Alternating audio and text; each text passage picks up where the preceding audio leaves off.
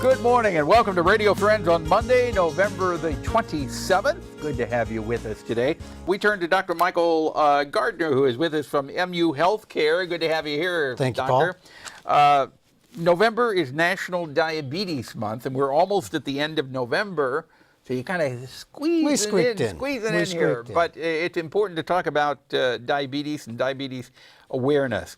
How many people are affected with diabetes? So the statistics right now hover right around 30 million.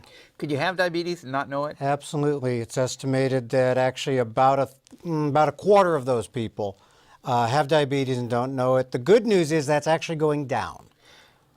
Are there any symptoms of having diabetes? So certainly, I'm glad you asked. The biggest symptoms that we see are urinating more, increased thirst, increased appetite, and sometimes in younger people in particular losing weight, although in older people it tends to be their weights don't go down.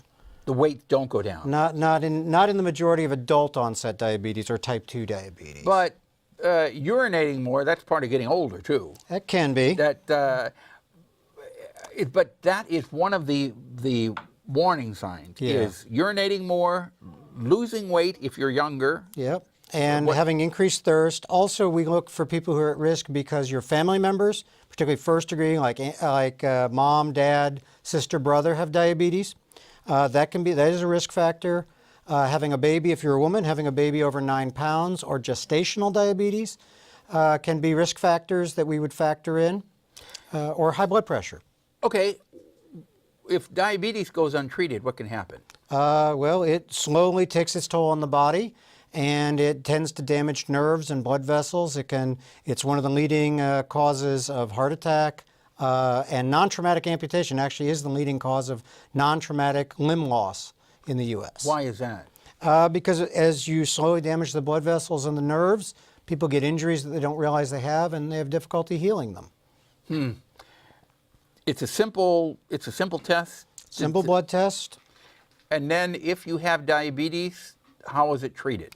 So it can be treated with oral medications, injections of insulin, or one of the other things that we wanted to get out there is there are some new technology in terms of pumps, which pump insulin under the skin based on programs, based on algorithms, and the newest ones based even on your blood sugar.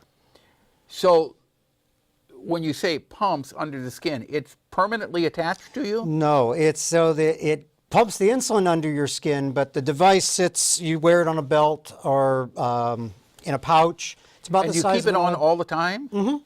Yes. But when you shower, you take it off? Yes, Or if you go swimming, you take it off? You go swimming, shower, you don't take it off for very long periods of time. And then is that pump, it's measuring your blood sugar continuously? So the newest ones measure blood sugar continuously and then actually take that information and adjust the way that it gives you insulin, at least part of the time. So you're keeping a needle or something inside it. Doesn't that hurt or start to wear? It's surprising. I've actually worn the needles, not the insulin. I don't have diabetes, but it's surprising how quickly you get used to it.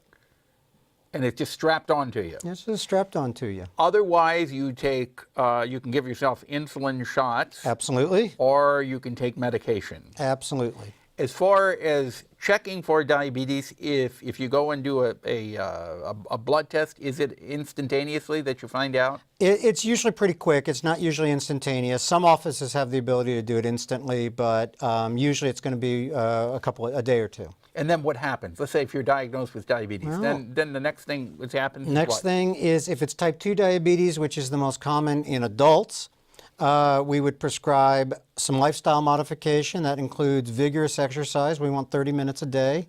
Not having exercise more than 3 times a week is actually a risk factor for diabetes. And then also trying to get some calories out of your diet and some medication. The ADA now recommends everyone with type 2 be started on medication. Okay. All right. Dr. Michael Gardner, if people want more information, telephone number to call? They're welcome to call us at the Diabetes Center, and that's 573-882-3818. Or they can go online at MU Healthcare. Absolutely. We have a page on the MU Healthcare website. Okay. Dr. Michael Gardner, thank you so much for coming by. Pleasure seeing you, and I guess we'll see you again next year. Probably National so. Diabetes Probably so. Month. Have yourself a good afternoon. Bye-bye.